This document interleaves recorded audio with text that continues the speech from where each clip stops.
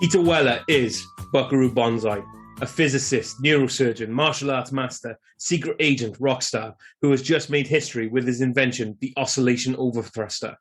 The overthruster allows him to travel to the 8th dimension, but this feat draws the attention of the Red Lectoids, an alien race led by Lord John Worfin.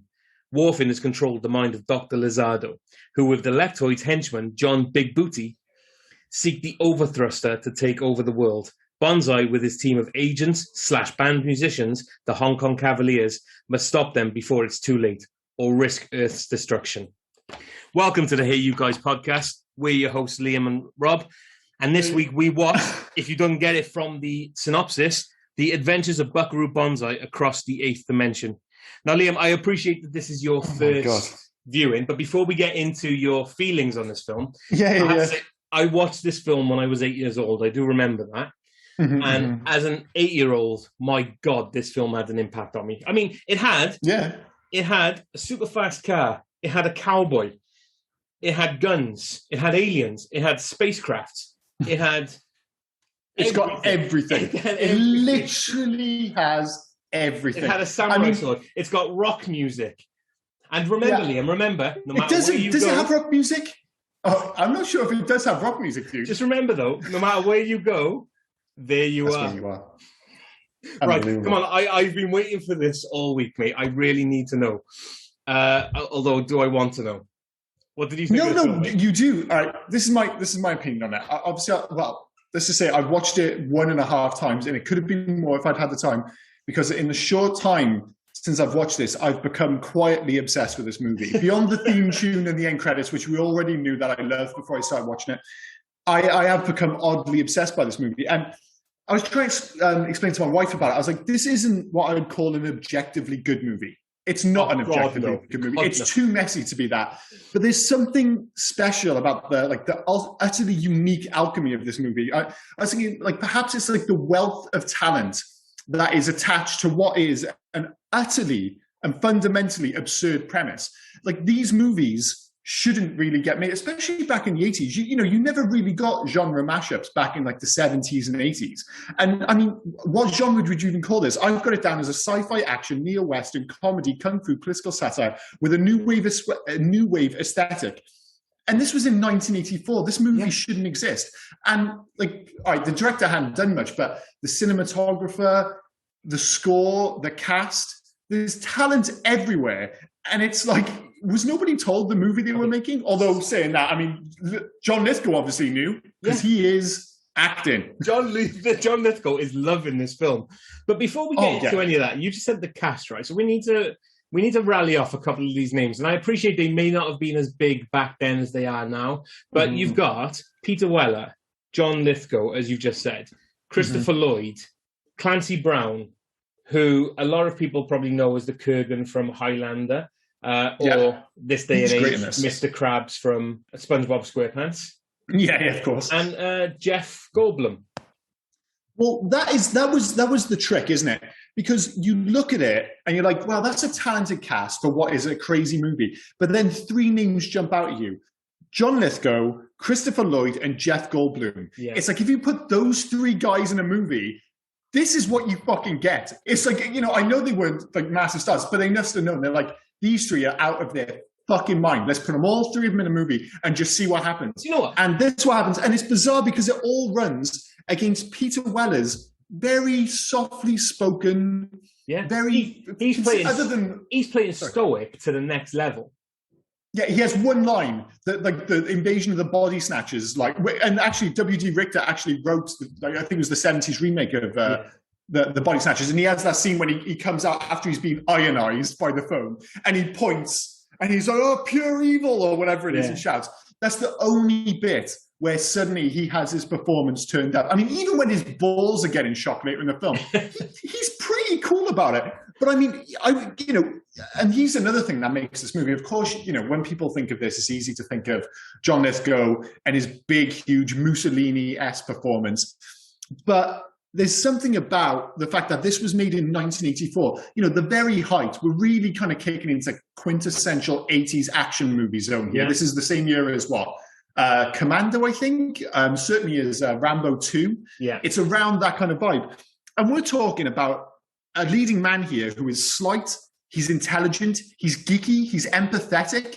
He's none of the things that make an 80s action star. And yet here he is in the film. And you've already mentioned the quote that sums up his performance the most. I love that quote in the bar in the middle of a rock show when he just stops it all for a quiet moment. Hey, don't be mean. We don't have to be mean because remember, no matter where you are, where you go, there you are. It's like that line doesn't make any sense. But can you imagine? Can you imagine at the casting or the selection or whatever? They give him the script, and he goes, "Okay, so wait, I'm half American, half Asian. I'm a physicist, neurosurgeon, martial arts master." Did you say half alien? Half Japanese? Half Asian. Oh, Asian. Sorry. Yeah. I'm a physicist, neurosurgeon, martial arts master, secret agent, rock star, and a test pilot to boot. Do you know what? Yeah.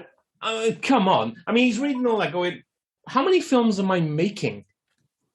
Yeah, I know. And the thing is, again, with I think the wrong performance, it could really, it could have been horrible, that character. Yeah. Like you said, the fact that he literally does everything, you know, he is, I mean, when I was watching it, the only character, and even though he's nothing like it, in terms of his place in the world and how people revere him almost, the closest thing I could think to it was almost Rick Sanchez from Rick and Morty. Yeah. It's like if Rick Sanchez wasn't a complete asshole, he would be Buckaroo Banzai. Yeah. It's, you know, it's all in his relationship with oh, can you still hear me? Sorry. I got you. It's like, yeah. It's all in his relationship. You think with the president, with the band, with all these like cult, even aliens. It feels like everybody is looking for his help, and almost a lot of them reluctantly. But they're just like, listen, yeah, he's the smartest, most talented guy in the world, so we're going to have to deal with him. The difference being, instead of Rick Sanchez being a complete turd, it's like he also happens to be the nicest guy in the world as well. Oh, you said the nicest guy in the world. You said relationship as well. Can we approach the fact that he is attempting to start a relationship with the long-lost twin sister of his dead wife? Yeah, all right. We could get straight into the questions we have, and one of the most important ones, and perhaps you'll have an answer because you've seen it so many times. Why was his ex-wife the princess of the Netherlands, or whatever it was? I just like. And is it just like he came across her just by chance? So she really is her twin, her long-lost twin sister. Yeah. So she is the long-lost twin sister. Oh my God! And it's so, and that is the thing. As I said at the start about this being objectively not a great movie, if you want to like hang with this film, if you want to stick with it, there's loads to like. It's so much fun. It's so ludicrous. It's not. As soon as you start asking questions, man, things fall to pieces. Let me get this straight. As you said, it is not a good movie, but it is a great watch. Yeah, that is exactly right. It is a fantastic watch. You have so much fun watching this film because, as I've already said a few times, it's insane. It is batshit crazy, this film. It is. I mean, that was just one thing, as you said, like the fact that he's, you know, just randomly, he was married to the queen or the princess of the Netherlands. This woman who just happens to be a twin sister, that should have been, in any other film, that's half a movie, or maybe even the entire movie. In this, it's all of about 17 seconds. The aliens are from Jamaica. Don't know why. I mean, we'll get to the bubble wrap glasses, sure.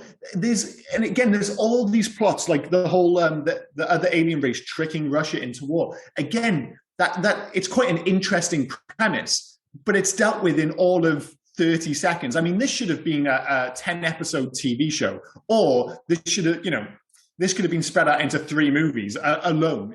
There is too much movie. There are too many ideas for how long is this film? An hour and 40? Hour and 43 minutes? Yeah, it's not that long. Yeah, and it's just, that is its biggest problem. Like, it's great that it has all these ideas, and it just throws everything at the wall. And a lot of it does stick, but there's just not enough time for it to really kind of get into, some of the bigger ideas that it hints towards. So in the end, everything just feels a little bit inconsequential because nothing's given time. But that doesn't stop it, like you say, because of the performances, because of the aesthetic, because of the music, because Buckaroo Banzai is just the fucking coolest character ever. And I cannot believe I'd never heard of him before Ready Player One. I was so shocked you never did. And you said about the fact that they were tricking America to go for Russia or vice versa, which leads to one of my favorite lines in the entire film, which is from the mission control guy in the Buckaroo bus. Buckaroo, the White House wants to know, is everything okay with the alien spacecraft from Planet 10, or should we just go ahead and destroy Russia? Yeah, what is he like? No to one, yes to two, or the other way around? He's just so casual about it. But again, that when he goes past and he delivers that line, like yes to one, no to whatever, that was quintessential Rick Sanchez. Like he just it's not that important to him. He has other things to deal with. He's off, chasing tail, which does bring us to the final scene of this movie before the fantastic end credits. Let's just deal with it now, because trying to do this film in order is beyond pointless because it's insane. I have to ask, it's in my head, what is up, right? He's obviously got the girl, he's got the twin sister of his dead wife, which is, like you say, if you're given enough time to stop and think about it, is fucking Ryan Giggs level of mental. But what's up with the alien on the side who has his little, what does he say at the end, the alien on the side? I can't even remember now. But he gives a little speech as he's about to, lay pipe, as it were. I honestly don't know, because in between him walking up and reviving his missus, you've got all I can pretty much describe, you've got the aliens who are in Planet 10, wherever they are, on their massive stools, like their 20-foot stools, on what, if you imagine any film that you've seen, or if you've actually had a chance to go to New York, and you see those people playing speed chess in Central Park. Yeah. That's exactly how I see it. But they're playing speed chess on 20-foot high tables with 20-foot high stools. And apparently they're watching Buckaroo Banzai get it on with his missus. And then he says something in alienish. And then it goes then to the end credits before you get... What it says, I've got it here. He says, so what? Big deal. Is that what he says? Yeah, so what? Big deal. And I'm just I always thought it was alien. No, he says, so what? Big deal. And I'm like, wait, have I missed something? What does that mean? I don't know. Are you watching them? Are you in the room? I don't get it. It's like you say, everything in this film is very strange. It somehow works. But again, we could get caught up in the plot, but what really makes this movie click are those handful of key performances. Like the band, arguably, there's too many of them. There's definitely too many. Before you go into the band, we can touch the plot in 10 seconds. Yeah, go for it. So it does actually, the fundamental plot, if you stop and think about it, it does make sense. Yeah. It does make sense. There's just so much going on around it. That's the problem. So basically, Buckaroo Banzai has developed the overthruster with his Japanese counterpart who was doing it in the 30s with John Lithgow. Mm-hmm. And he's able to travel through time. And as he's traveled through dimensions, he's gone to the dimension of the red lectoids, those aliens. The black lectoids don't want them going back home to Planet 10. Yes, so they're trying to stop it because they're stuck in the 8th dimension. Yeah, they were banished because they tried to overthrow the black lectoids. Yeah, the black lectoids. Yeah. So they banished them almost like the Phantom Zone style from Superman. Yeah. And the black lectoids are using Buckaroo to stop the red lectoids. That's basically the overall plot. Yeah. So, and as well as everything that happens in this film, at least we've touched the plot now, so we can talk about the rest of this insane film willy-nilly. And the thing is, like you say, you think, what's that got to do with Buckaroo Banzai? But then they add that whole we're telling you, you've got to foil their plot. Otherwise, we can't let John Lithgow's possessed John Worthing character leave Earth. So they're saying, listen, we're going to give you the opportunity to stop him from leaving Earth, Or, if you can't stop him, then like you said earlier, we're going to bomb Russia. They're going to assume it's America. It'll lead to nuclear war, and you'll destroy yourself, and you'll destroy John Warfin in the process. So it's weird with these aliens, like you say, like they're telling us, like, listen, we are not letting this guy escape, but we're just about nice enough to give you an opportunity. So we're gonna have our Jamaican friend here help you as he kind of runs around for most of the film with his hands doing weird shit, kind of hopefully stopping John Lithgow as playing both Emilio Lizardo and John Warfin. But mostly John Warfin, and I'm still not quite sure why he chose that absolutely insane accent. Now, the only thing I can think, and again, beyond the plot, there's all these different themes it's dealing with, and one of them is the fact that this is clearly a political satire. Yeah. And I was like, is he very purposefully going for a Mussolini vibe? Is it just, and it could be as simple as he liked somebody's accent and he's like, I'm going for that. But when he's giving the speech later on in the film, and to the red lectoids, and he's doing it, and he's got the coat on with the badges, he's doing it in the Italian accent, and they're all talking about it's a very communist, socialist. It has to be a political satire, right? You hit the nail on the head, and let me just dip into facts just a little bit, because you're already going on about it, right? John Lithgow's dialect coach, Roberto Terminelli, was actually a tailor on the 20th Century Fox lot with a heavy Italian accent. John had Roberto speak his lines from the script into a tape recorder, which he then used to practice the accent. John then got him credit in the movie as the dialect coach for his help. So basically, John just heard a tailor from 20th Century Fox speaking and copied him. Yeah, so but that's the thing. It's like a chicken and egg thing. I'm like, at that point, was it like he was already aware of the political satire in the script? Like, when he's giving that speech and he's talking about the joy of duty, it's not a subtle political satire as far as I can tell. So I'm like, is he decided, all right, I like this guy's accent, he's got a Mussolini vibe, I'm going to go for it? Or was it just like, I just like the sound of this guy's voice? And the thing is, for this film, you're like, it could be either of those things. I don't know if you're thinking too much into the whole Mussolini thing. I honestly, when I look at this film, I honestly think it was just a matter of I enjoy saying this, like I enjoy speaking this accent. Well, I mean, I enjoy everything about it. I mean, in a movie where everybody's performance is turned up to 11, except for Peter Weller, who's down at like a 3 or a 4, John Lithgow's at a 20. It's an absolutely insane, and a lot of the stuff he does, I'm not sure if it makes sense. I mean, right, for a start, we find, obviously, you go back to the 40s and you find out he's trying to create his own oscillator, trying to go to the 8th dimension. That's how he gets possessed. But then in the modern day, I'm doing little bunny years because obviously it's the 1980s, he's in a mental institution. And for some reason, he's got to shock himself to kind of remember what happened in the past. Yeah. I'm not sure what was going on there. But then, of course, he escapes with just the utmost ease. He goes up, he kills the guy, chokes him to death.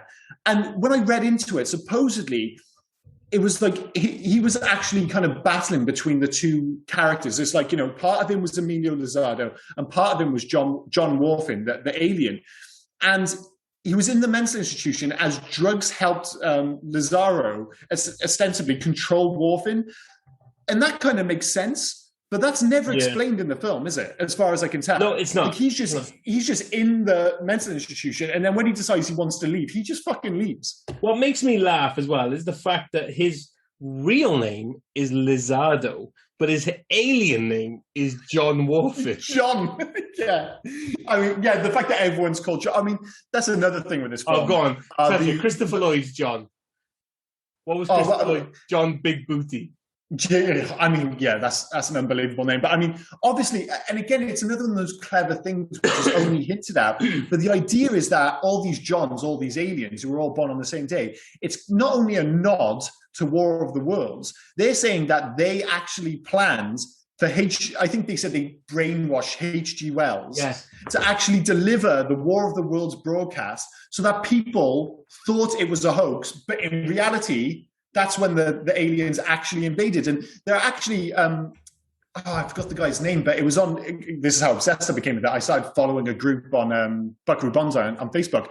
And one of the guys in the group actually pointed out that Dr. Clayton Forrester, who's played by Gene Barry in the 1953 movie, looks and dresses like Buckaroo Banzai. There's scenes of it, and he actually even goes as far as to wear his glasses intermittently, like Buckaroo Banzai does.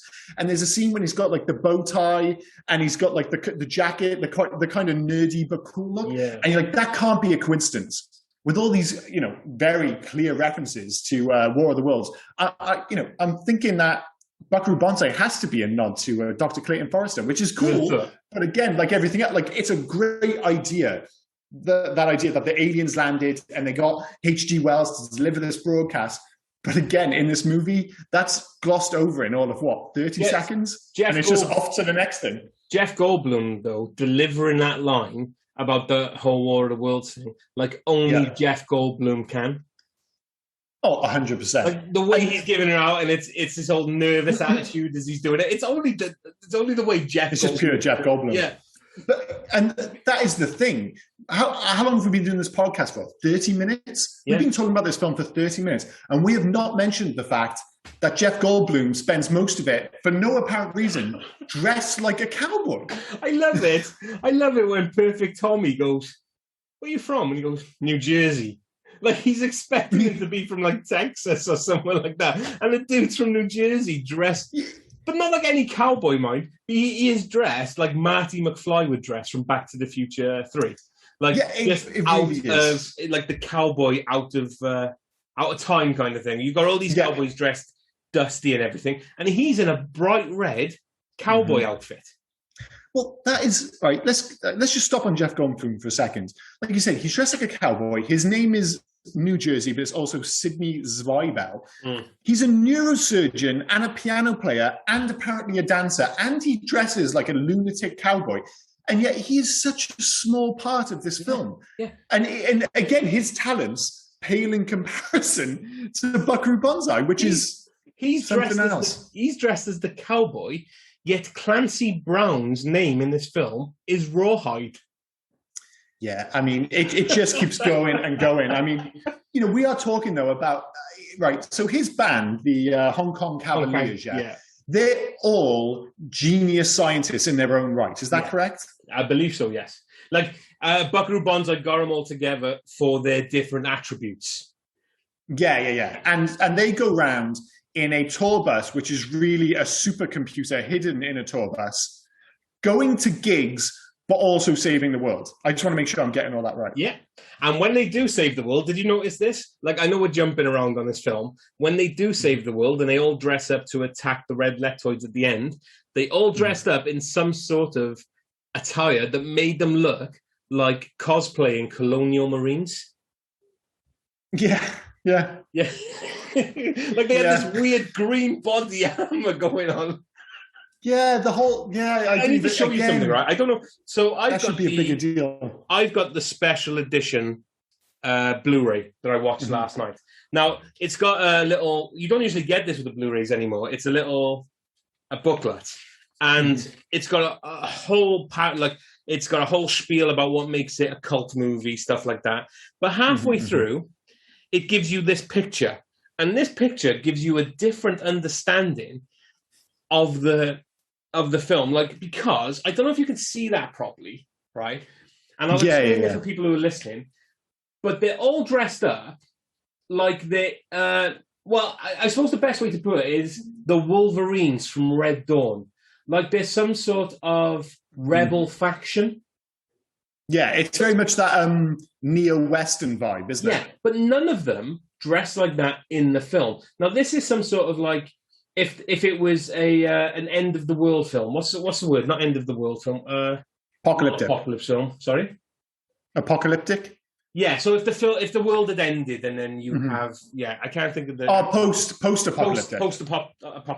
Yeah, that word. Yeah. Let's go with that. My own tongue. That's how they're all dressed. But even like because you got Jeff Goldblum not in his cowboy outfit. Perfect Tommy's wearing a shirt. Well, what it looks like it's like if you had a bunch of geeks take Laser Quest far too seriously. Yes, that's what the picture looks like. Yeah. And as you say, it does paint a different picture, and that is again, it's hinted at in the film that these guys are obviously crime fighters and they do deal with world level events. but it's too busy jumping around for you to really latch onto that as being an important thing. I mean, I actually find, like, you know, you've already mentioned the fact that, so Buckaroo Banzai is a neurosurgeon, a race car driver, land speed record holder, apparently particle physicist, band member. He plays guitar. He plays the bugle or the trumpet, bizarrely, the piano. He's got his own comic book. He's apparently the leader of a cult, the Blue Blaze Irregulars. That's very cultish, by the way, that whole vibe. And yet, for some strange reason, only, say, 20 people show up to his gigs. You know, that's kind of bizarre. Like, it really feels like he should have been playing stadium gigs. But they all come in not to see him. They come in because they've heard that there's a guy in the band that plays two saxophones at the same time. The thing is, he can get away with it because he has the worst mullet it's what I could only describe as an Afro mullet. It was just so puffy on top and at the back. There was so much mullet, so much weight to the mullet. And I didn't even notice the fact that this fucking lunatic was carrying around two saxophones. Yeah, which is, I mean, pretty special. We love a saxophonist on this podcast. Shout out to Tim Capello from the Lost Boys. But oh my God, this dude is playing two saxophones at the same next mine to a guy who's playing one saxophone. Yeah, like how many? Yes, okay, this is a mid-'80s movies, but surely there has to be a level to the amount of saxophone any movie can take, and this does. And again, you've got three saxophones for two people. That's pretty mental. But you've got this guy who's like, and he is the coolest guy in the world. And I think I've, over the past couple of weeks between this and RoboCop, kind of fallen in love with Peter Weller. But when he starts playing the trumpet, at first I was just letting that shit slide. But then I was like, wait a minute, what? Like, he's playing the guitar and he's absolutely shredding. You play the piano because he's doing it for the ladies. Why is he playing a goddamn trumpet? Because he's about to call revelry. Yeah, it's bizarre. And it's the smallest trumpet. At first, honestly, when we watched it, both of us, I was watching my wife, we went, is that a bugle? Like, what the fuck? But yeah, it's a very small trumpet, but somehow he makes it work. And it is the same conversation, obviously, I had when we watched RoboCop, that smile of his, and obviously in this you actually get to see his eyes quite a bit more. Oh yeah, you're infatuated with his mouth. I forgot that. He's got a great, right, he's got an absolutely 20 gigawatt movie star smile. And when I see this movie in particular, I'm like, why didn't this guy have a different career? And I know he's done quite well, you know, for himself. But there were two other people up for this role. One was Michael Keaton, and the other one was, who was the other one? Tom Hanks. Tom Hanks. And those exactly are the guys where you feel like in another world, Peter Weller could have been, maybe not Tom Hanks, because he's a bit too reserved. He's more of a kind of Paul Newman almost in terms of like, he's got those cool blue eyes and stuff. But you think of, because he's got like a certain off-kilterness about him, you can imagine him having the Keaton-esque career, you know, but it just never quite happened. And don't get me wrong, you know, Tom Hanks and Michael Keaton are two really interesting choices for this movie. It'd be a different movie, but you know, they're not terrible choices by any stretch. Nope. But it's more when I hear that, I'm like, man, I just feel like Peter Weller was maybe one or two bad choices away from, like, you know, like he kind of zigged when he should have zagged. And at some point, he just never quite had the career he should, because I love his performance in this. And as I said, it's not just his mouth. I just love his aesthetic. And I can see why now, watching Ready Player One, why he would choose to dress like Buckaroo Banzai. Because it's a great look. And again, as someone who loves 80s movies, I just can't believe I never saw this film. It should be an iconic look. But not just you as well, because you said you watched this with your wife. And I'm really interested to see... because you kind of alluded to it on Facebook, where you said where you put a little hint about your wife was smiling along at different things. Did she like this film? Did she enjoy it? No, she didn't like it. No, not at all. And obviously that'll lead into our... you can probably guess where it's going, because usually at the end of this podcast, we have the whole, what did you think of it? What's your score? And then would you encourage others to watch it? Would, you know? And the fact of the matter is, it's a total 50-50 split. I have certain friends who I've already told, like, you have to watch this film. But what I would describe those friends as exclusively are movie guys. Yeah. People who like, you know, they've watched a lot of cinema from all over the world. They like deep cut movies. And I'm like, dude, you need to watch this. It's got, if I can go to a friend and say, oh, it's got John Lithgow and Christopher Lloyd in it, and I don't have to explain anything else, they're the kind of guys I'm telling to watch this film. Yeah. Most of my friends who are more like casual moviegoers, not a fucking chance. Not a chance would I tell them to watch this, because the first thing they do is phone me up and go, what the hell's that piece of shit? Because I think you just have to be wired a certain way to enjoy this film, and not everyone is. No, but I guess it comes as no surprise to you that I enjoyed this film. Because they've said, right, and this is a cult, like, it bombed at the box office. Mm-hmm. Absolutely, like, it was a debacle. But how do you sell it? How do you sell it? But it's become a cult film. But it's become a cult film for it's really hard to explain. People who say they love a cult film still don't like this film. It's a very niche. Oh, super niche. I can imagine. Very niche portion of people that like cult films that like this film. Mm-hmm, mm-hmm. Like, well, honestly, that's the weird thing about this film, is that supposedly when it was released, they knew it was a messy film. It wasn't what the execs wanted. They suddenly realized, okay, we don't know how to market this. And I think it was initially supposed to be released the same weekend as Ghostbusters and Gremlins, which is insane that even those two films were released. So they pushed it back. And then instead what they tried to do, they go, right, this is a weird ass film, so let's try and push it as a cult movie. But as anyone with any sense will tell you, is as soon as you try and push a movie as a cult movie, it gets rejected, because you're telling me it's a cult movie? No, a cult movie becomes a cult movie naturally. That's the whole point of it. It's like, nobody watched it. It finds a niche audience. It's a cult movie. If you're telling me it's a cult movie, I tell you to go fuck yourself. So that's what happened initially. And maybe that's why it didn't latch on for so many years. And because obviously there's so much water in the bridge since it's been released, is that now it truly is the very definition of a cult movie. It's so come back to that. The budget was 17 mil. It made at the box office 6.3. Mm-hmm, mm-hmm. So that's a big loss.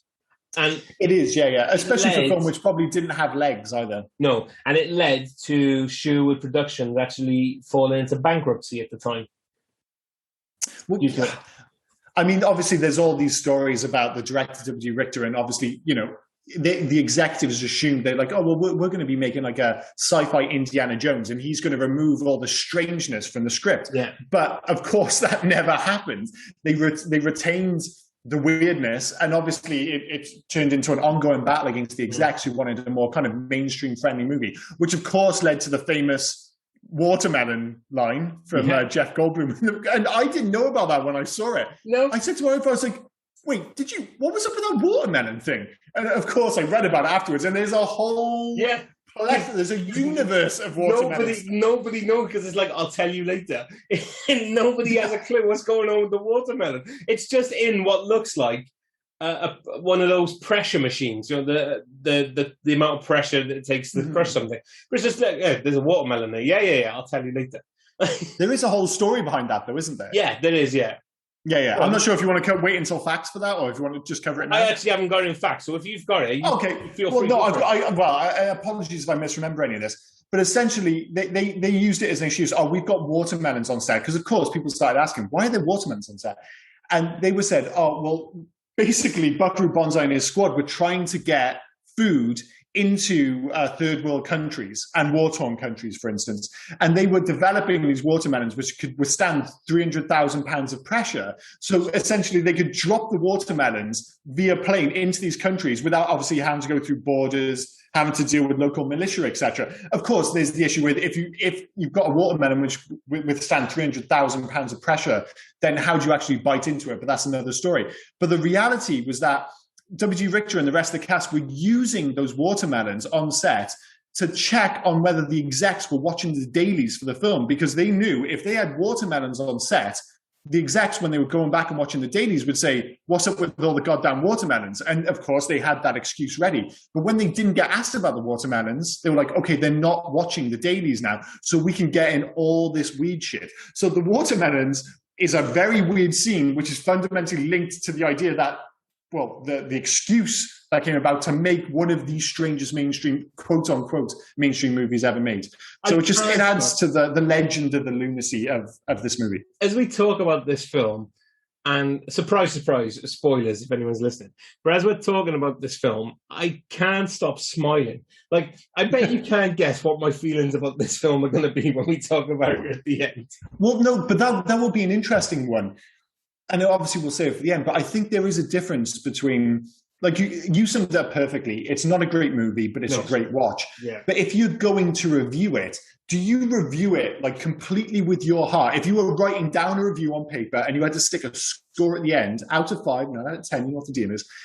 Like, could you, with an honest heart, say, I'm going to give this 5 stars? Because as much as I love this film, and I've only seen it once, and I'm already totally on board, I could never in a million years give this film 5 stars. No. It's just... when we give this score at the end, we're giving it via review and not via heart.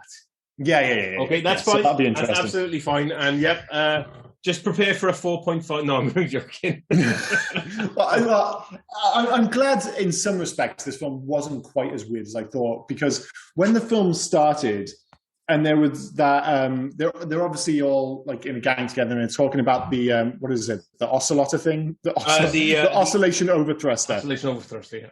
I was a little concerned that Robert Ito as Professor Hikita, when I saw that Professor Hikita was wearing makeup to age, I didn't know obviously he was being aged at first.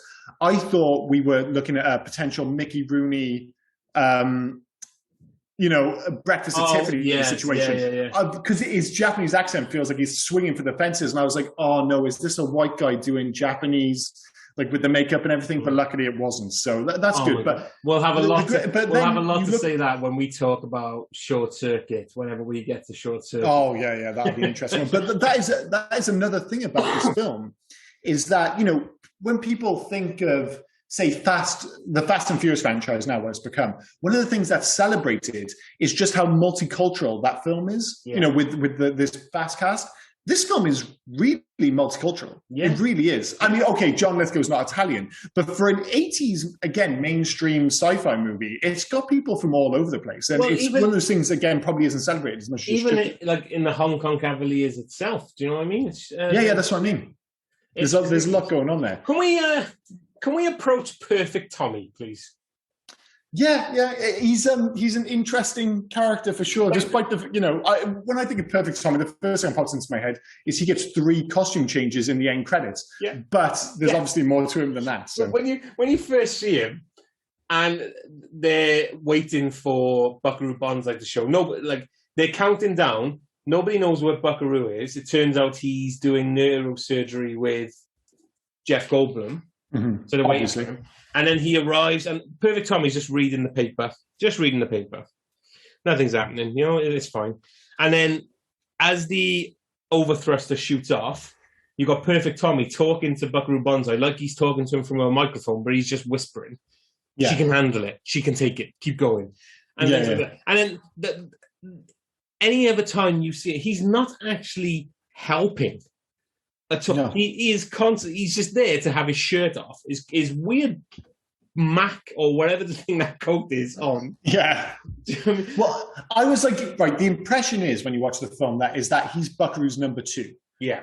That's very much the vibe. But you would think that was Rawhide, wouldn't you? Well, yeah, that was the thing. At first, I thought it was Perfect Tommy, but then as the first film goes on, I was like, oh, maybe it is Rawhide. But then, of course, Rawhide ends up... Is he the only one who dies? Yes. Yeah, which is a shame because I really liked Rawhide. Yeah. Like, he was one of the more...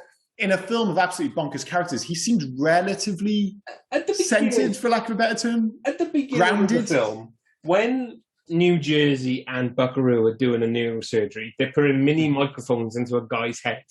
Turns out an Eskimo's head, so he could tell his arm to move. You've got Rawhide. Yeah. You've got Rawhide on a weird headset. Mm-hmm. Is he talking to the doctor in the room, or is he talking to somebody on the other end of this headset? Because he's telling. I thought he was just talking into the tape. I don't know what Dr. Banzai is doing right now. Is he's doing this? But it was weird because he said he's putting mini microphones in. If he tells his arm to move, his arm's going to move. If he tells his leg to move, his leg's going to move. And I'm paraphrasing. But then he just comes up with, he's an Eskimo. Yeah, Eskimo? What's an Eskimo? All I think sometimes is maybe he would be the guy who, and of course, a lot of this film fundamentally is guessing because it's just not explained, like the larger relationships, I suppose. But maybe Rawhide's the guy who ends up dealing with the president or the secretary. Is it the Secretary of Defense in this film? And again, two characters we've hardly mentioned. The Secretary of Defense, who occasionally feels like he's in another movie, is very clearly going for a budget Martin Sheen vibe. He even looks a bit like him. But he may also be a red lectoid because his name is John.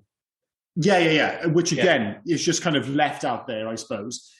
But then there's the president, who, again, is super swinging for the fences, is in a back brace for reasons I don't understand. I mean, he's in like a medical bed where like almost like he's had a severe back injury or maybe burns or something. And he's being like, kind of held up in the air. So he's looking down at the ground. And it feels like a big thing for the president to be in such a situation. But again, to my mind, admittedly only haven't seen this film once, it's never explained, is it? No, they literally just, when he comes on the screen, he says something like, I know your back's hurting, but we really need to talk. Yeah, and the thing is, like, the president feels like he's wearing a lot of makeup. It's almost, again, like a budget Marlon Brando style performance from The Godfather. But what I actually think he ends up looking like, the president, when I saw him, was he looked a bit like Brad Pitt, but wearing a lot of makeup. That was the vibe I got. But again, between him, the Secretary of Defense, the head of the military with his great line, the fact that he's barely holding my fudge right now, despite the fact that he supposedly has enough decorations to break a Christmas tree. There's all these lines kind of thrown in. He's a character who just steps in, delivers one or two fantastic lines, and again disappears. But the relationship between Buckaroo and the president, not really dealt with. I would even say I'm not even sure what the relationship is between Buckaroo and Lord Wharfin, because Buckaroo seems to be pretty ambivalent towards him. It's just part of his job. Whereas, especially towards the end of the film, Lord Wharfin is screaming out, "Damn you, Buckaroo," and all this nonsense. Like they've got some kind of pre-existing relationship, but again, I have no idea if that's right or wrong. No, I don't think they had. The only relationship that John Wharfin had, or Lizardo, should we say, was that he developed the original overthruster with Professor Ito. So it's probably just, again, to come back to that Rick Sanchez thing, is everybody has this big relationship with Buckaroo Banzai or Rick Sanchez, but because he's got so much going on, his relationship with them isn't so important to him. Yeah. It's like you say, like Lazaro is invested in Buckaroo because Buckaroo ended up with Professor Hikita, creating the oscillation overthruster. But that's just something he's doing. He doesn't care about Lord Wharf and the fact that he was trying that in the past. He doesn't really care what the president thinks. He's just like, well, I'm dealing with these things. He's too busy fixing Eskimo brains, rocking out in clubs, breaking the speed limit, going to the 8th dimension. He has so much on his plate. He did all that. Just can't care about people. He did all that in one day. In one day, yeah. He had to rush from his brain surgery to break the land speed record and go to the 8th dimension. Yeah, and after he did that, then he got on his bus and went and rocked out a club and found his dead wife's long lost sister and just thought, you know what? I got a redo. Do you know what I mean? Yeah, well, and that is the thing. Like in that club, like they're playing, like he's absolutely wailing. He's rocking on the guitar, the music's going. You've got 17 saxophones playing, and then he stops the music, and it's like he's like, is someone crying out there in the darkness? It's like, wait, does he sense her sadness? Yeah. Is that another one of his Scientology-esque abilities? Oh my god! It's a shame. I think sometimes, like you held up that poster from the Blu-ray, and on the Blu-ray, he's holding a samurai sword and he's got his 6-shooter, and it's such a cool look. It's fantastic, and it's just, that look, yeah. It's such a shame that again, the movie doesn't give it enough time, because obviously he's half Japanese, and you get one little hint where on this already cramped tour bus with a supercomputer, he's got a tatami mat and he's got his samurai swords, and he has his little moment with them, for lack of a better term. But you never see him actually fight with the samurai swords.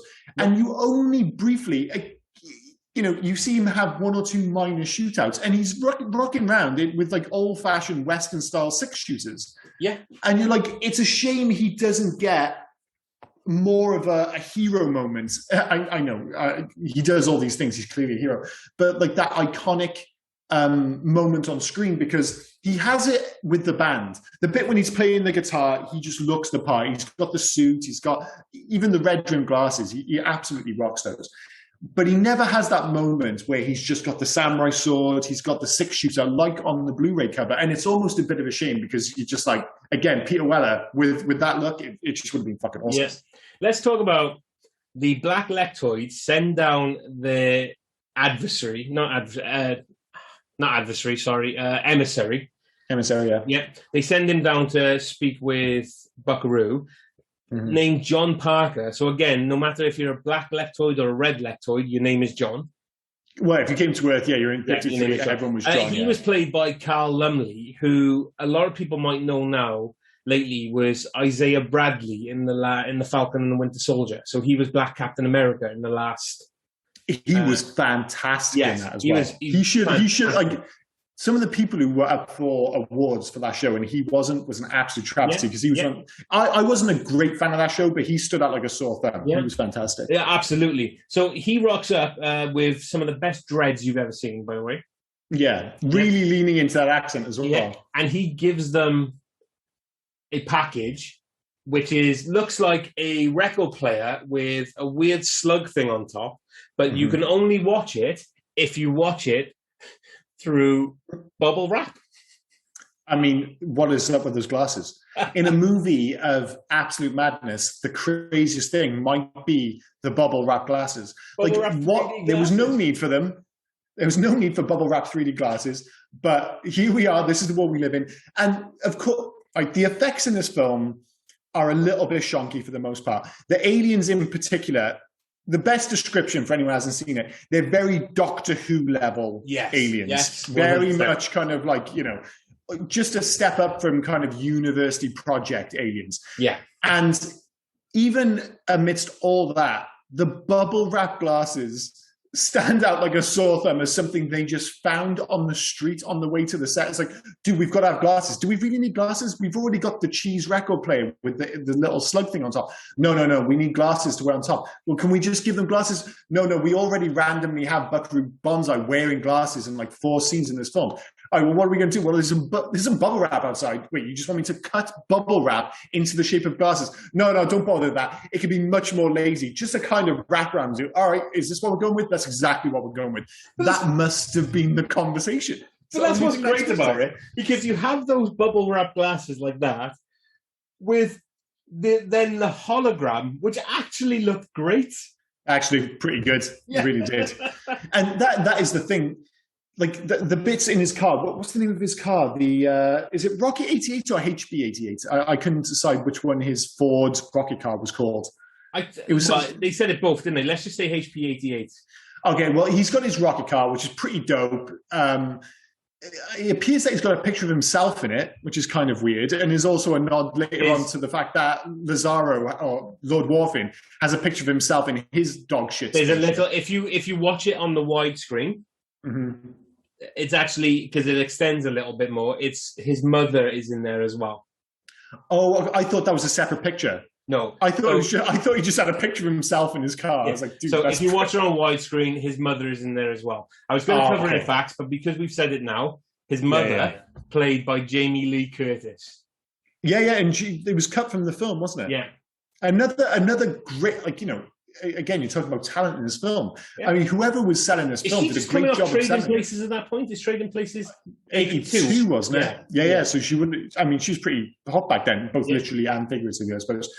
But But my point being that bit when he's driving through the desert and he's breaking the speed dragon, for one, and this might sound like a basic thing, but them selling the fact that this car really was driving faster than the speed of sound, they did really well. There's a lot of stuff, if you go back, where cars are supposed to be driving super fast and it has just that sped up look and it looks quite cheap.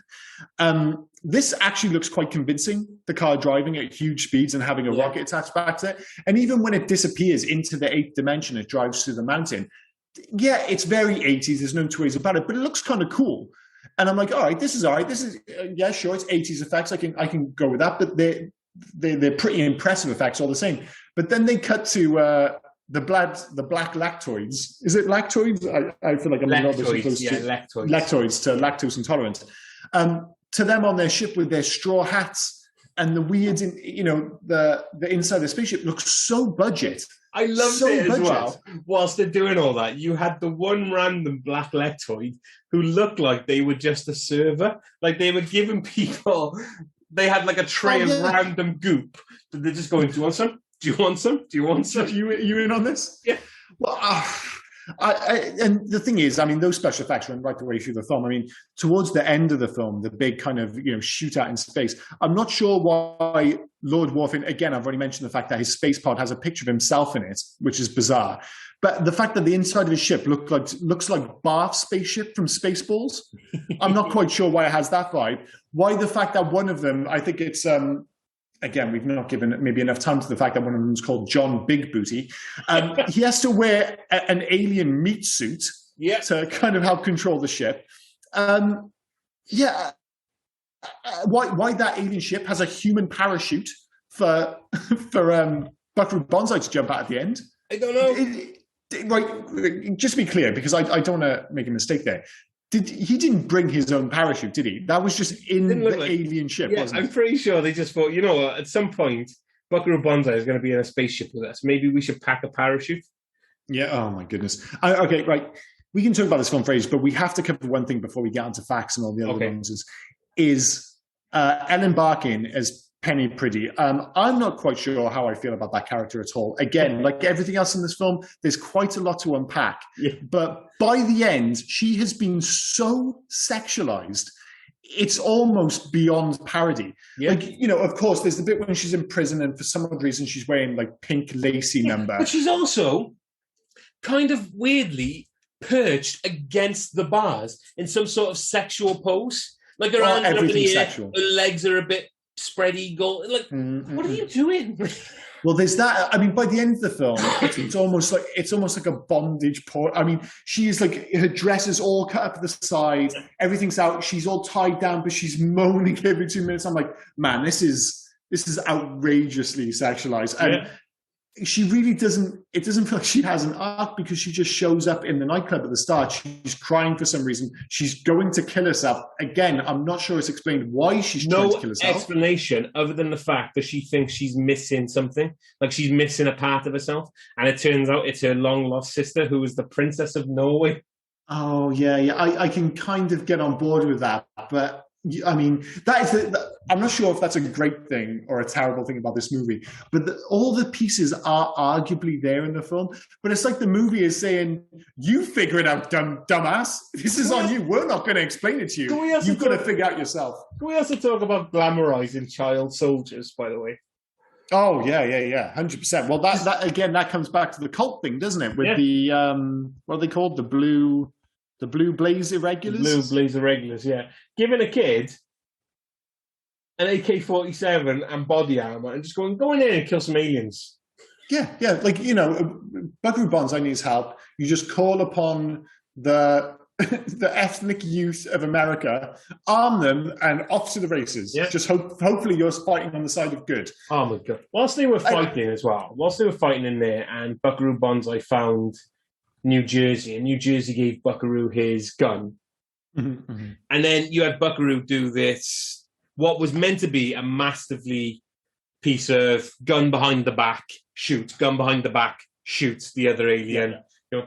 But it looked so clunky because it was just like, he wasn't spinning. It was just, I'll pass the gun behind my back quite slowly. I'll shoot. Yeah. I'll pass it back again quite slowly. So you got the aliens waiting, going, just shoot me. Yeah, and again, it all kind of lends up to that whole idea that this is Doctor Who level, both action and special effects. Yeah, it's fundamentally, he's a cool character. He has a cool look, but in action, nothing in this film really looks all that great. No. It really doesn't. It's all a little bit dumb, and you just kind of got to, you either go with it, you either find it charming and ridiculous, or you find it horrible, cheap, and blatantly terrible. Yeah. I still don't understand how they were able to just body armor all these guys up. Like, it's something that they've done in the past a lot of times. Do you know what I mean? Mm-hmm. We've got our cosplay body armor. We've done this a number of times. we'll just I'm carry willing on. to go with that, I guess, because they are a crime-fighting unit, I suppose. So they are prepared for anything. But Nobody knows what they are. No. Again, it's not explained, and it is one of those films. Like, obviously, you love this film. I've only recently watched it, but I'm on board. I was a big fan, and as I said, I can't stop thinking about this bloody film. But if somebody came up to me, or I watched it with my wife, and she was like, "That's terrible," I've got no counter argument. No. Because it's just, it either clicks for you or doesn't, because this isn't a good movie. And if someone tells me this is one of the worst films they've ever seen, then I'm like, yep, fair enough. And then if someone comes up to me and says, I absolutely adore this movie, I also understand that. It's a strange one for sure. I take complete credit in anyone I get to watch this film, in forever having the tune in their head. Well, yeah. And bizarrely, that was the first thing I knew, obviously, beyond just seeing the character, the suit or whatever, in Ready Player One. My introduction to it was the end credits. And I loved the end credits before I saw the film. I knew nothing about the film, but, Jeff Goldblum as a cowboy, they're in the LA aqueducts for some reason. Yeah. And that tune, oh my God, that fucking tune. I've been driving my wife crazy with that, because every time I start walking now, I start humming that goddamn tune. And she's like, "You've got to stop. You've got to stop." I'm like, "I will stop eventually." Well, but you say that. I turned around to my wife after last week's episode, and I said, "Never guess what we're doing next week." So, Buckaroo Banzai. She said, "Oh fuck, am I going to hear this tune for the next 6 months again?" That's exactly what's going to happen. I watch this film, I can't stop this. Like this song sticks in my head. It's a great tune. And that is one thing, as you said, you can say that the movie isn't objectively good. The end credits are objectively spectacular, to the point where they've actually been, I never knew they were homaged in Life Aquatic with Steve Zissou, Wes Anderson's films. Like, I love that film, but I haven't seen Life Aquatic for ages. And I was doing a bit of the research for the film, and they said, it's homage to the end of that. And I'm like, really? And then you watch it, it's so clear. You've got Bill Murray walking along the waterfront. They all join in one at a time. There's a couple of cool little fist bumps. And it is great. And it's got David Bowie playing. And you think, this is one of the coolest things ever. But I tell you what, it's not as cool as the end credits to Buckaroo Banzai. Even without David Bowie, it's still somehow cooler. It's the whole film is fun. But my God, what a sign-off. Those end credits are the best. We've only touched... we've only scratched the surface of this film, but we've been talking for nearly an hour, maybe a bit more. So we do need to move on. So as we talk about end credits now, should we move on to soundtrack? Yeah, soundtrack. So, I mean, again, there's a lot to deal with, because you've got the band in the film, and they've got a tour bus, they've got the aesthetic. I think you even referenced it. It's easy to think of them as a rock band. Yeah. But they're not. They're really an electronic band, a new wave, early 80s electronic band, whatever. And that was actually kind of forced through by, I think his name was Michael Boddicker. He's the Grammy Award winner of, I think he did the song Imagination for Flashdance. But he wanted to do an electronic soundtrack instead of a rock one, as he wanted the score to be almost indistinguishable from alien noises. And he actually did the alien noises in this film. So it wasn't just, we're going to have cool music. We wanted to build this vibe. And again, the fact that we're talking about a Grammy Award winner here, again, speaks to the level of quality and of talent attached to this film. And it bemuses me at every level that they were able to get this kind of talent at every level of the movie, despite the fact that surely when they received the script, it couldn't have made any sense. But of course, even when you have Peter Weller playing, he was supposedly an accomplished musician, and he sang, he played the trumpet or the bugle or whatever, he played guitar, and he actually learned to, I think it was mime the piano. Yeah. But again, because there's not enough time in this film, there's maybe not enough music. It feels like this is the kind of film that there should be more music. And when I walk away from the film, all I can remember is the end credits. And don't get me wrong, that tune at the end credits is such an earworm. It's so catchy. Yeah. But when I think about the rest of the film, I can't really remember the music that runs through the film. It's not bad, but considering this is a film, I know he does a million one things, but we are talking about a band here. I just don't think it was given the kind of the chance to breathe, the score, the soundtrack, whatever. Maybe there just wasn't enough time to put the emphasis on it that, the character and the concept required or deserved. Yeah. No, I totally agree because you can't really think a lot of the other songs in it. Aside from that random little song that he sings to Penny before she is meant to shoot at him, but somebody stopped her from killing herself. Yeah. The only other thing that you can think of, and you will only ever think of, is the end credit scene, as you've already masterfully sung or hummed for us just now. Well, it's the thing is, if you ever think of like Indiana Jones, the only song you can think of from that is the Indiana Jones theme. Yeah, but Indiana Jones doesn't play in a rock band. Like, that's my point. I just feel like there should have been more musical moments because it's such a cool, right? Sure, he's playing to a smaller crowd than maybe he should, considering his fame.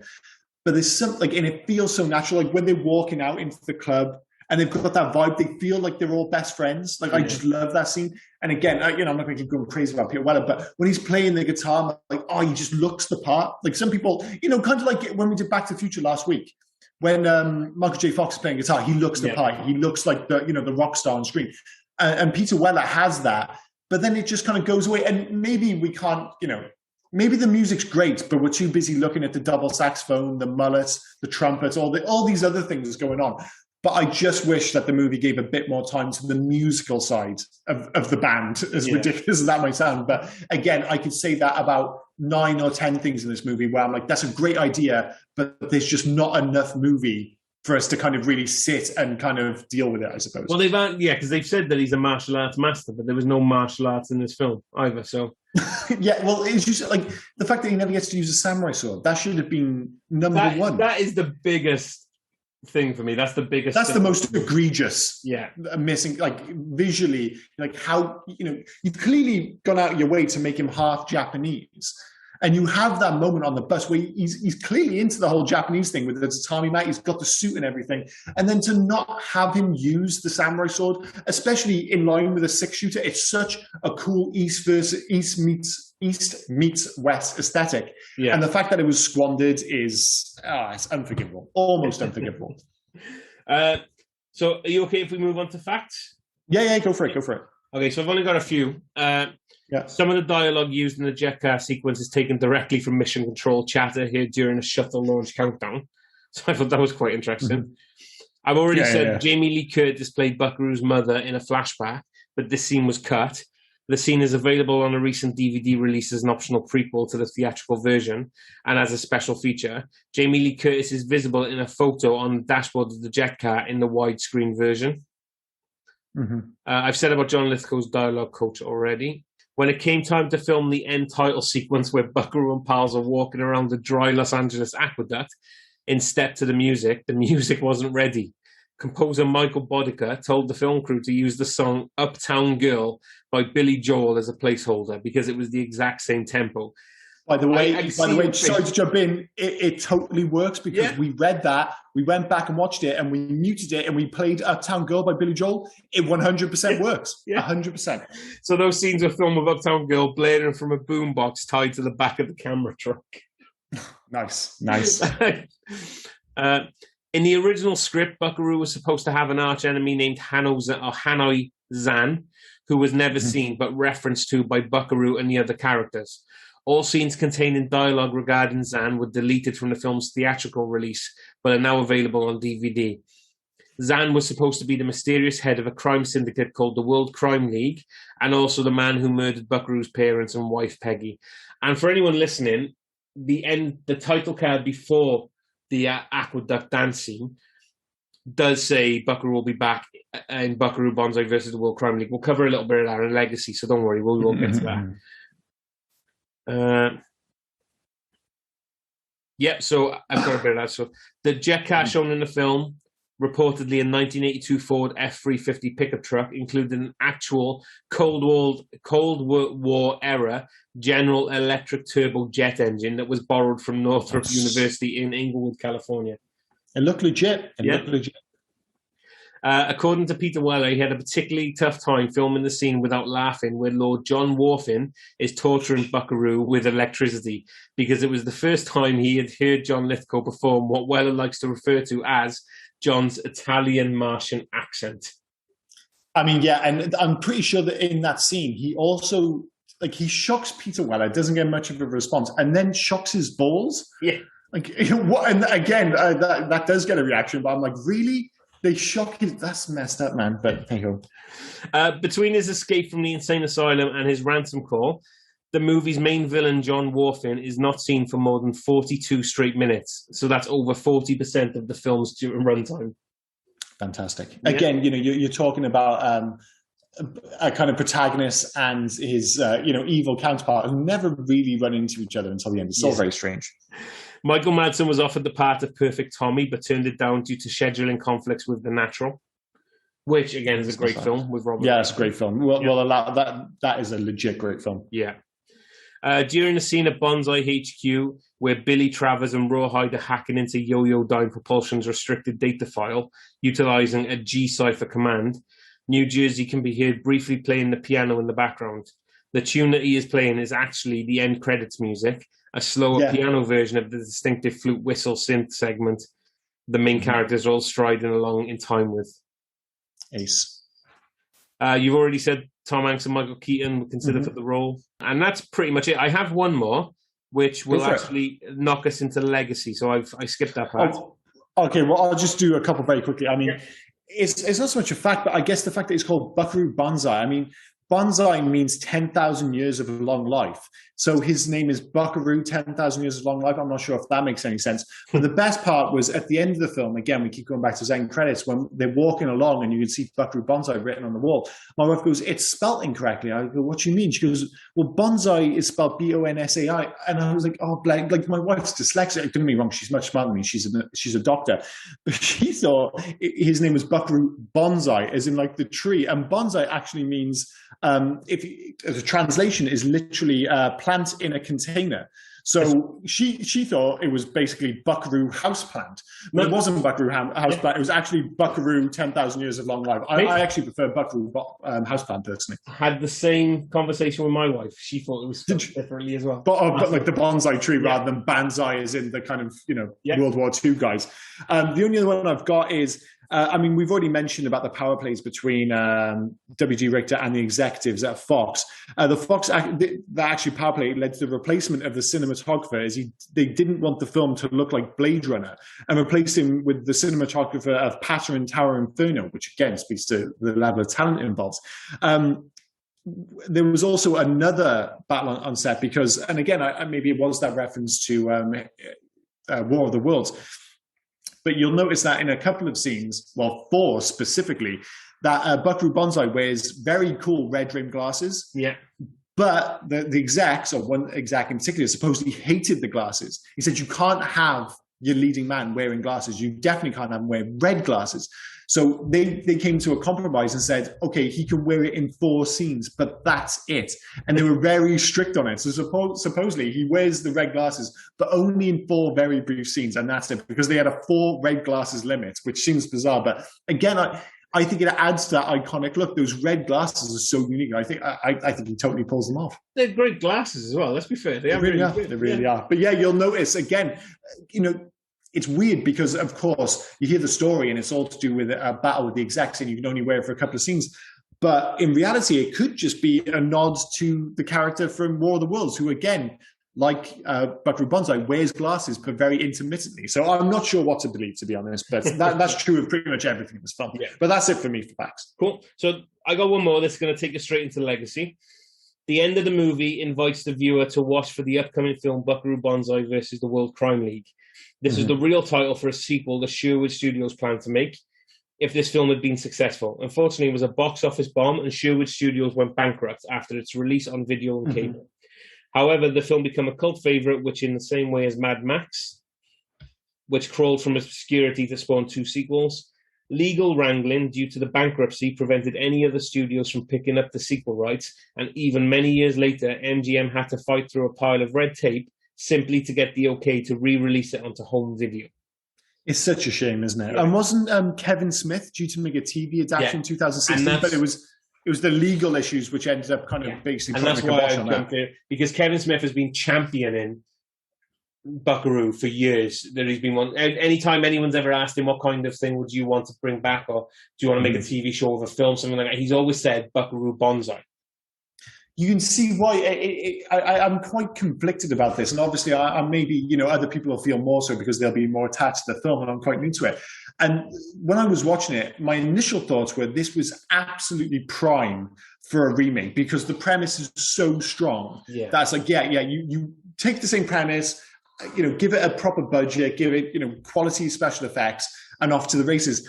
But I'm not convinced it would work because I think the reason this film works, despite its myriad of faults, is, again, I think I referred to at the start, is this kind of unique alchemy of actors and talent involved that made this film, which is unlike anything else. And I think if you try and recreate it and you essentially kind of smooth out the rough edges, that you lose the magic of this film.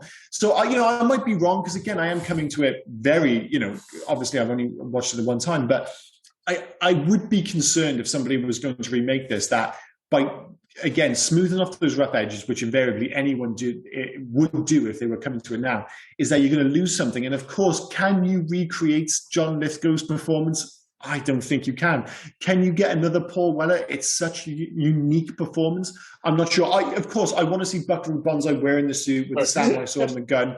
You can make something visually appealing, but as a whole, I'm just not sure if you're going to capture the lightning in a bottle, which is this film. I don't want to be that prick that corrects you, but because you said it, I can't picture now.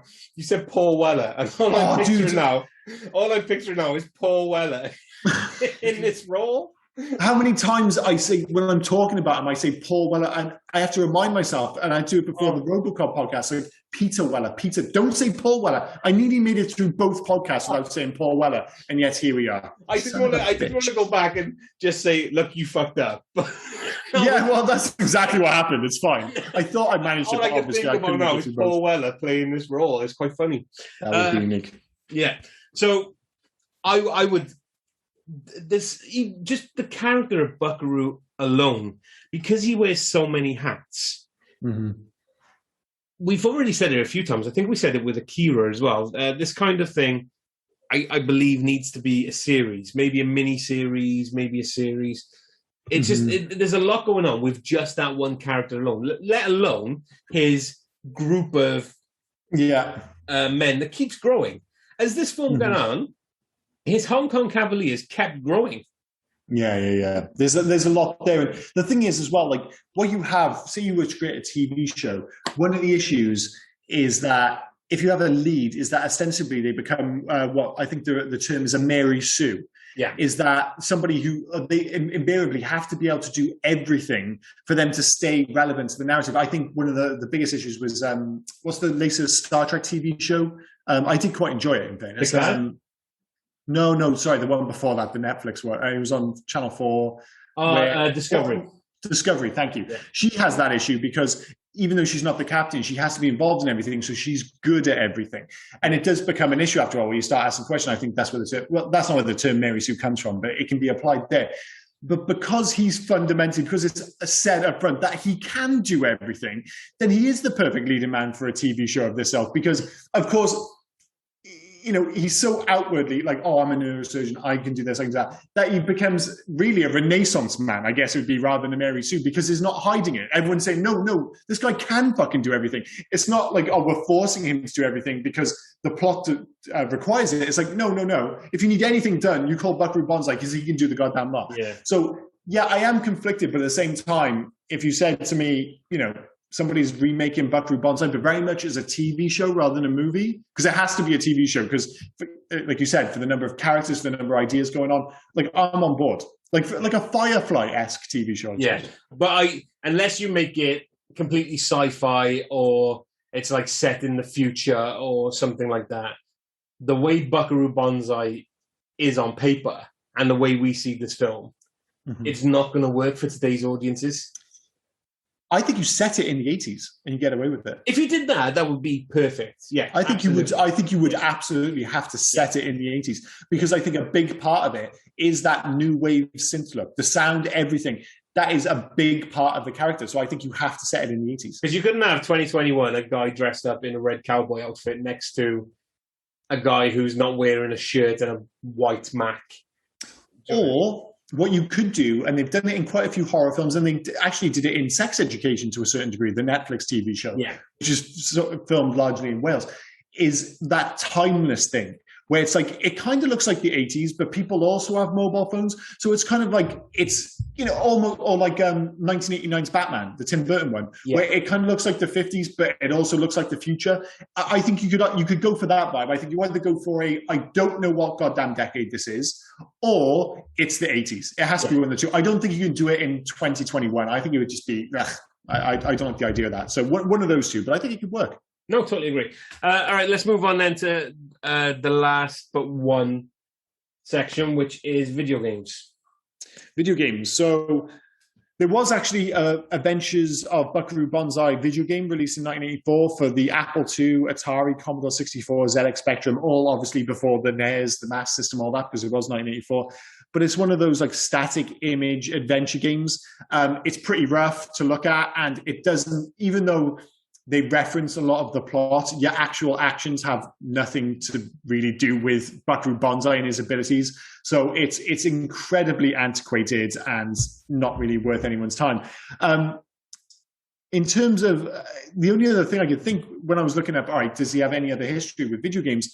Was Team Banzai are listed as an elite mercenary group in the BattleTech and MechWarrior board game and video game franchise. So that's got like all different groups, and it's set across different time zones. And I don't know all the details by any stretch, but there is a Team Banzai specifically, which obviously is a very direct reference to this film in that universe of games, which has a very rich lore. So they are part of it. And I think, I'm not sure if Buckaroo Banzai is referenced exactly, but their leader is clearly supposed to be Buckaroo Banzai.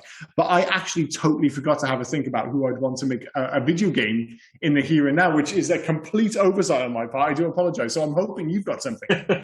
Well, I say this a couple of times, and it's usually when you start going, because you're the video game. I love video games, but you're the actual guy who knows more about the developers and stuff like that. So I usually play off you.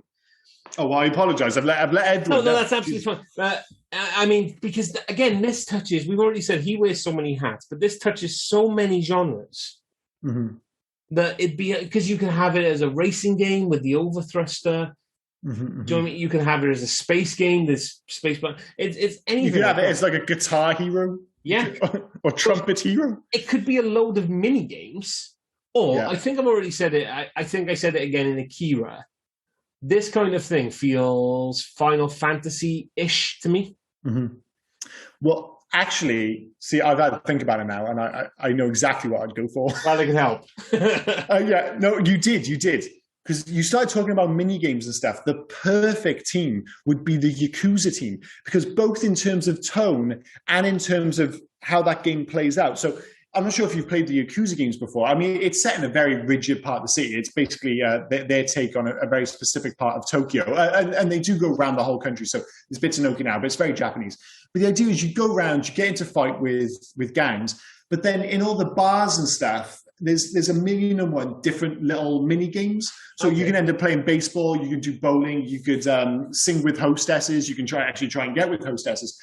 And I think that would be, and their vibe in those games, it's like, it's really melodramatic, but it's also goofy and quite funny as well. And it's quite similar to the tone of this, where everyone's kind of taking it quite seriously, but you have these super outlandish characters, and it straddles that line between very melodramatic and very goofy. Yeah. And you're like, all right, you guys have already tonally kind of got the vibe for Team Banzai, but of course, you'd have to have a larger scope. You obviously wouldn't have a set. Well, you could have part of a set in Japan. He is half Japanese. But the fact that you have this like almost a beat 'em up game, but you go around obviously with the group and stuff, but you can get into all these side missions. So you can get into races. Obviously, they would have to structure it more around the movie. But like you said, you wouldn't have to have it to be this big galactic adventure. You could have him fight the World Crime League, but you could have them come to Earth. You'd have that in LA or whatever kind of thing, and just pick apart the city. And occasionally, you might end up in like a space battle. But again, you could treat it as a mini game. So I would actually have the Yakuza team make a game like this, because I already think tonally they're halfway there with the Yakuza games. And if, by the way, if you haven't played the Yakuza games, play the fucking Yakuza games. Yeah, I've never played them. They've passed me by. Oh, they're so good. Dude, you'd love them. They're ace. I'll give them a go. Well, I'm good with that. So we'll move on to video games, and we'll move on to your rating and what would you recommend to others? You've already said about the recommendation of this. I've already said about the recommendation, and obviously that stands. Like, I would recommend it to a very specific group of my friends. It's either I 100% encourage them to see it, or I don't tell them about it and tell them to steer clear, because I have a pretty good idea of who might like it and everyone else who would invariably hate it. So yeah, it's a bit of a tricky one. You couldn't just go.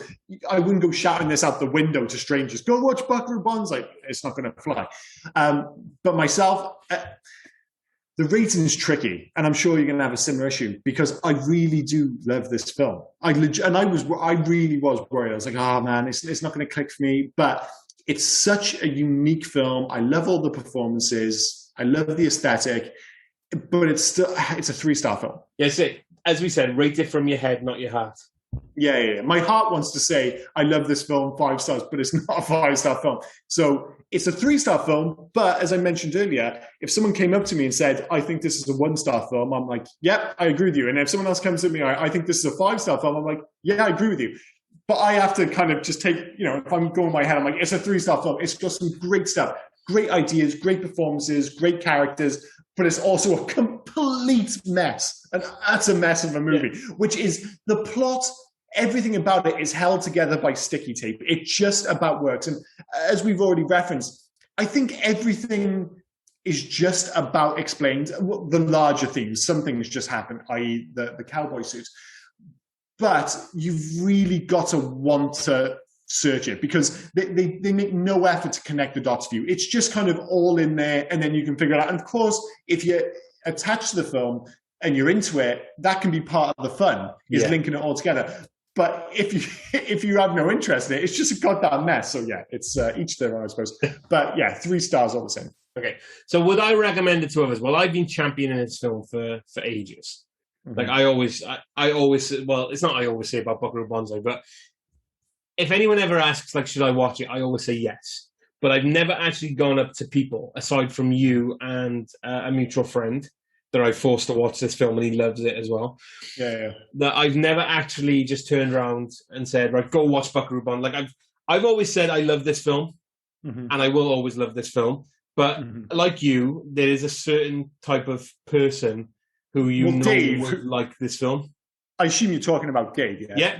Yeah, your friend Dave. Yeah, Dave's the perfect example. Like, if you said to me, would I recommend this to Dave? I would 100% recommend this to Dave, because he's got a similarly weird taste in movies and likes quite obscure 80s films. But if, my friend, like Curly, for instance, if you said to me, would I recommend this to him? No way. He would hate this film. It wouldn't be his cup of tea, would it? Oh, he would despise it. He would despise it. It's just too weird. It's too dumb. And I just think I'm convinced he would hate it. Like, you actually got your wife to watch it. My wife. But if I'd watched this, sorry to butt in, but put it this way, if I'd watched this first, and then my wife came in and said, what are you watching? I'm watching Buckaroo Banzai. Oh, should I watch it? No. Well, no, you shouldn't. Because I know my wife, and don't get me wrong, my wife watches a lot of films. Like 90% of our movie taste is aligned, but this is in that other 10%. And I'm like, no way should you watch this. My wife said to me last night, we just finished a film and stuff, and she was about to go to bed. I said, right, I'm going to stay up, I'm going to watch Buckaroo Banzai. And she said, would I like it? I went, no. No. And like you said, like she's a similar story, and she I don't want to put the numbers, but I would guess it's probably a similar percentage, like 90% of your movie taste probably aligned. Yeah. But this is in that 10%, dude. This is in that 10% where you're like, no. And we watching this film, 10 minutes in, I didn't even bother asking. I was like, wow, Bethan hates this film. And I hadn't even told her. I just knew she'd hate it. Yeah. But oddly, though, one thing I'll say is we're talking about it afterwards. And even if I don't think hate is the right word. She didn't like it. But I don't think she regretted watching it because it's so unique. Yeah. And it's the kind of film that even though she didn't like, I can imagine 2-3 years from now, we might end up still talking about this film, where there are films where maybe both of us were like, oh, that's okay.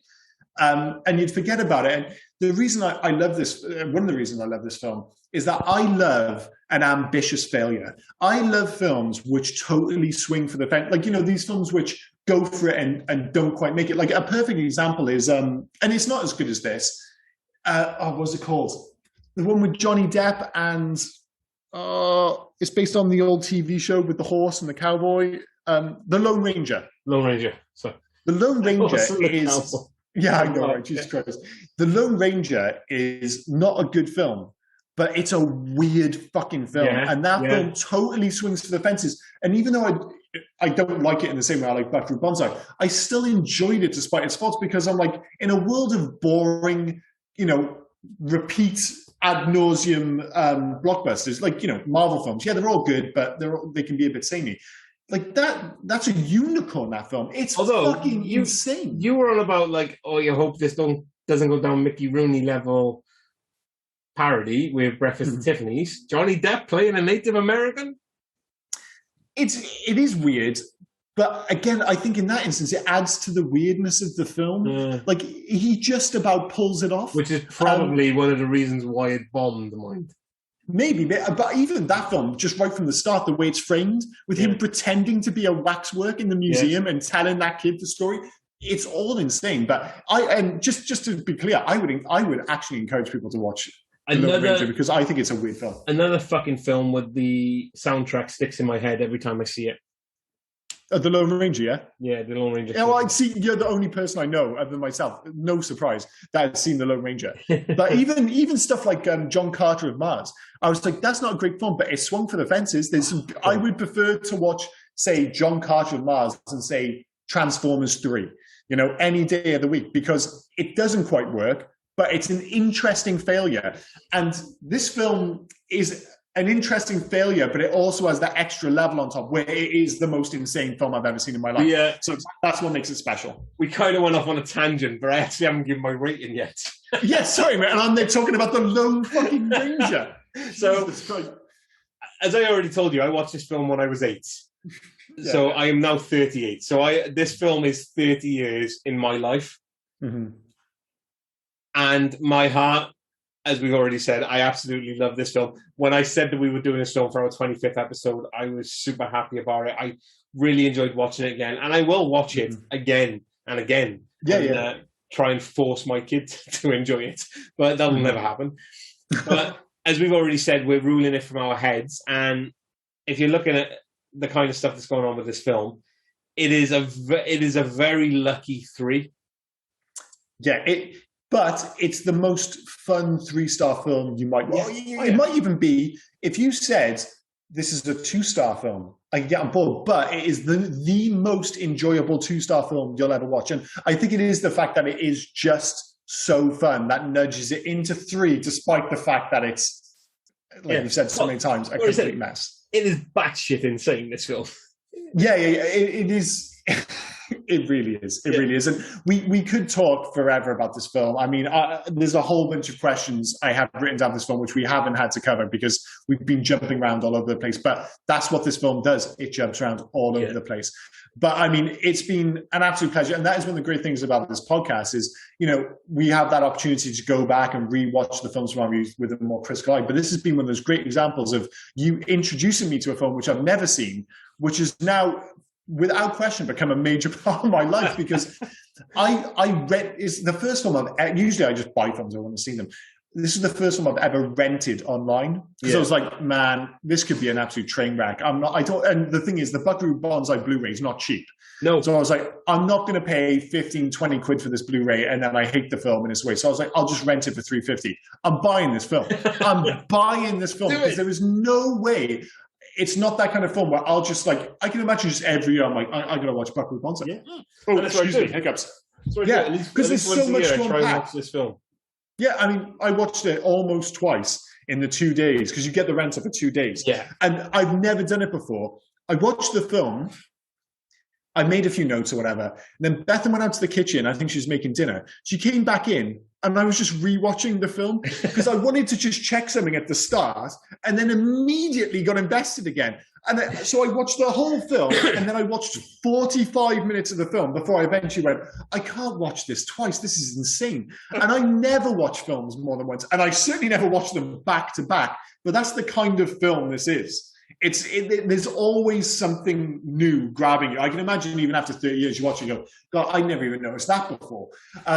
So yeah, an absolute classic. I hope some of you got the opportunity to watch it, because if you haven't seen it and you've heard us talked about this for the last hour and a half, you must think we're both insane. Well, I will say that I have had a couple of people contact me on various mediums saying, I've never even heard of this film. Like you, they said that their first introduction to this film was Ready Player One. Yeah. And all I have said to these people is, please go and watch it. Like, honestly, if you're a fan of this podcast, if you're a fan of 80s films, if you're a fan of Insane, go and watch this film, because it is great. That is one point, and we will close off here, but I mean, I am a fan of 80s culture, and in particular, obviously, 80s movies. But I grew up with these films, and even like I haven't seen all of these movies, and a lot of the ones you reference, for instance, you've gone down, a lot of rabbit holes which I haven't, for instance, especially with sequels and stuff. But most of these films, at least, I've heard of them. I may not have seen every single one, but I've heard of them. But the fact that I literally had no concept of this film. And the bizarre thing is, I talked to my brother, and he grew up obviously watching the same kind of films. He's like, he's never heard of it. And then I was like, am I going insane? So I got in touch with some of my friends, guys who are into movies and stuff. Nothing. So you are literally the only person I know who had heard of this film up until, as I said, Ready Player One was the first time I was made aware of it. But I'm like, it's almost a miracle that this film passed me by to that level. I don't even have that recollection of like seeing the VHS in the video store, because there's a whole bunch of films where you could say it to me. I'd be like, oh yeah, I remember seeing that in the video store when I was younger. Nothing. It was like this film didn't exist until like 2017. It's quite insane. But yeah, hopefully, if we've convinced a few people to watch this film, fantastic news. Yeah. Well, so that was The Adventures of Buckaroo Banzai Across the Eighth Dimension. That was episode 25, which should have been your pick. But we always said that episode 25, we were going to do this. So I kind of... It was always going to be this. Yeah, so I kind of hijacked yours. So technically, it should be my choice next week. And I could be that person who says it is, but we'll return the... you can't have three in a row. We'll return we'll rewind the clock, as it were, and we'll start afresh. So... if you've got one in mind, mates, I'd like to know what we're going to be watching next week. Yeah, we're going back to, something I'm pretty sure everyone would have heard of, the Arnold Schwarzenegger classic, Commando. Again, you talk about, we are going from insane to ludicrous here, maybe not quite as ludicrous as this film, but Commando, pretty bonkers. In the conversation for one of the most 80s things of all time. It is very much peak Arnie, peak action movie, and it should be a lot of fun. And again, a movie I assume a lot more of our listeners would have certainly would have heard of, but I assume most people I know have seen this film. It's just one of those films, whether it be VHS back in the day, or whether it be its myriad of showings on TV over the last few decades. I feel like it's that kind of movie that most people are aware of. It's super quotable, absolutely ridiculous, and it should be a lot of fun. So hopefully you'll join us next week for Commando. But as always, thanks for giving us a listen.